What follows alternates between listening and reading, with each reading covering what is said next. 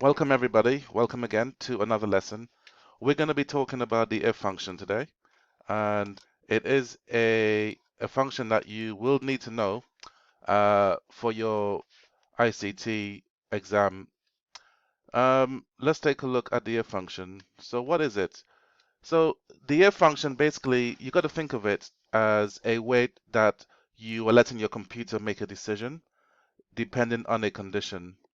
Okay, so think about, what does condition mean? It means the state of something, how something looks.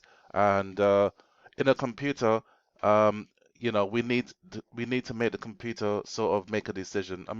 We know we did all the time. If we wake up in the morning, if it's sunny, we're gonna go to the beach. If not, we're gonna stay at home. Um, if functions are used everywhere, it's one of the key components in programming. You use every time you play a computer game, you press a button, the computer is using if functions. If B is press, turn left, turn right. You know what I mean? Even when you press a button on your mobile phone, you're using if functions all the time. So it's one of the key ways that computers make decisions. Um, so a typical example of this would be if you had a question in an exam. If you look here, it says, for example, if I wanted a particular cell to give a price of £10 if a visitor is less than 16 years old, and £15 if not, I need to use the if function. So what you will do is that you'll provide a computer with a couple choices, and based on what it's given, it chooses to charge £10 or £15. Okay. Now this is not a database function. I know there is a count if function, which is more statistical. It's more to do with counting cells based on criteria. And the advanced version of the if function would be for you to create nested if functions. And that is not something you'll be tested on, but if you wanted to do more than two different outputs, you can do what you call a nested function as well. So let's take a quick look at the if function. So if you look here, you will see that this is how the function looks, and it's always a good idea to know what the function looks like. You shouldn't just always rely on using the computer's wizard to create it for you. So if you look here, it starts off with if, and that's the name of the function. And in the argument brackets, you're gonna have the condition. So the condition is if C5 is greater than or equals to 75. So that's the condition. So basically, someone's score could be like 80% or something. And we're basically saying if that 80% is greater than or equals to 75, um, put yes in the cell. Yes, they have passed. Otherwise, put no. Notice how the conditions, the outputs. So one thing you do need to do is make sure, particularly if you're new to functions, make sure you understand the comparison operators. So here is where you will need to write this down. Okay, so here's a quick make a note of this screen. Um, and what you need to do is look at these operators because you're going to have to put them into your functions. So the first one with the smaller side facing you, it's less than, then you have more than, and then you have equals to.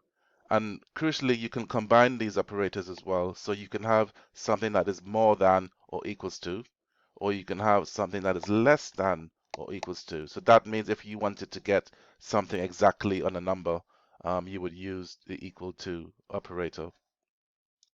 Okay, so here we have a typical example of this function being used. Now you can see here in this particular cell, um, in C5, you have a score of 67%. So we can see that Brian has not, he's not passed this exam. You can see here that the question says we want pass or fail in D2, which is this cell here, depending on whether Brian's mark in cell C2 is greater than or equals to 75. Okay, so we know straight away that it's not a pass, but how do we make the computer make that decision? So you can see in the first bit, the actual condition is where we put the test.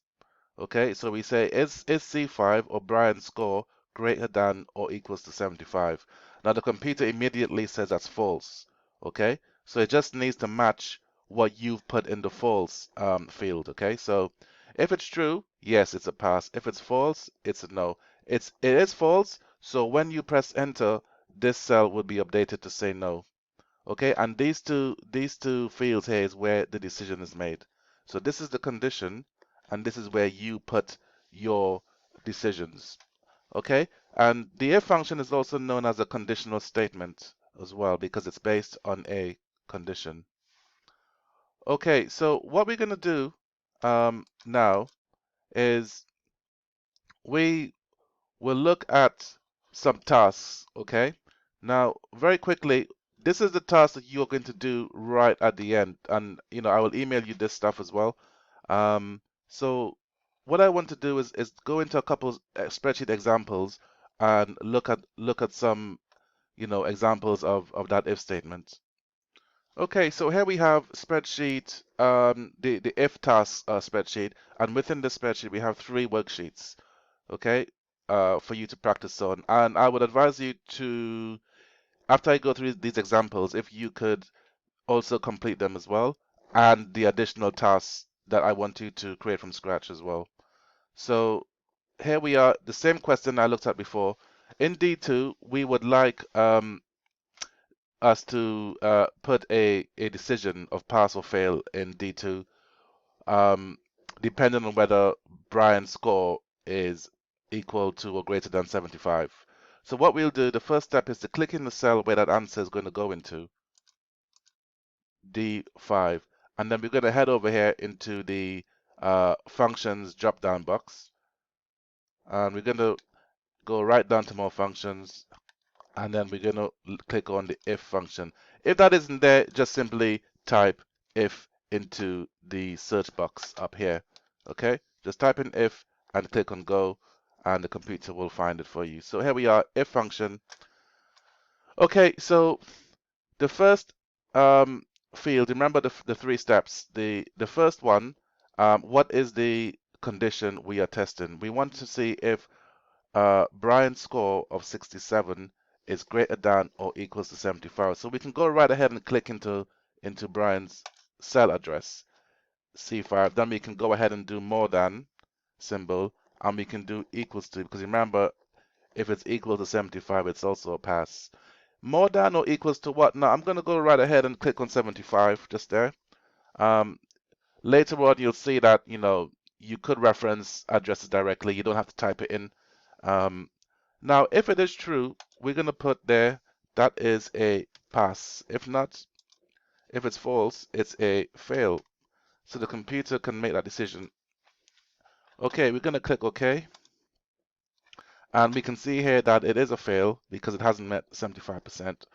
Now we can go down to the fill handle and just copy that right down. Yeah, there you go. And it will automatically complete the others. Okay, so that is, the basics of the if function, basically. You just go in there, do the condition, and put in the options. Now let's look at another worksheet. We're going to combine if and absolute cell referencing, okay? So remember, you should have looked at the absolute cell referencing video before um, looking at this one. Okay, so with absolute cell referencing, you will notice that um, one of the cells that we are using in the formula is locked in a position or in a cell address. So D5, that 75% you see here, is absolutely rooted to that cell location, and we have to reference it in our formula. So this is different to the other example I showed you with if, to just type it in 75. Here you have to reference this one. So let's quickly do that one now. So we want to complete the formula in D7. So let's go ahead and click in D7 with an if function to see if Robert's score is more than 75%. If yes, it's true, and if not, it's no. And it wants us to combine this with an absolute reference to enable accurate copying to the other learners. So we're going to go get the if function, more functions, if, click OK. All right, and then we're going to say if Robert's score, we're going to click on that 53%. If it's more than, it hasn't said anything about it being equals to, so we leave that one out for now. But if Robert's score is more than the cell we need here, so we're going to click onto that one. Okay, remember we're not typing this one out. We have to reference the cell directly. So we're going to click on the where that value is. And if you looked at the absolute cell referencing video, you would know that we have to double click the 75% and we have to freeze it by pressing the F4 key. Okay, dollar signs indicate that that cell is absolutely locked. And so that when we copy it down, it will remain in that cell address. So the other cells can reference it. Okay, so if it's true, you know, if it's a pass, it's going to be a yes. If it's false, it's going to be a no. And click OK. Okay. Okay, and then we can copy it down.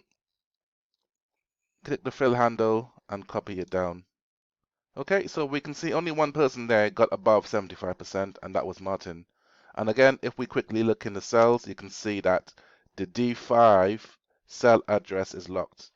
Okay, and that was the only way that the other learners their scores could reference it if we kept it the same. Okay. All right, and that's how we can combine, if and absolute cell referencing. And okay, so let's look at the next one. Now, this is quite an important one because sometimes, it's worth mentioning that you don't necessarily have to only have text in your decision making. So in your condition, it doesn't just have to be yes, no, pass, fail. You can actually execute formulas in those boxes as well. So an example here would be you can use formulas as well as text in the value boxes. So what we'll do is here, the question here says in L5, complete the information by using an if function to apply a VAT rate in J1 if the total income is above 500 and to say exempt if not needed. Now this is more of an advanced task and we'll quickly have a go at it. So we're going to go get the if function, and what we're going to do is we're going to say if this income, we're going to get the if function here, and we're going to say if the income for Cartmart is greater than or equals to 500.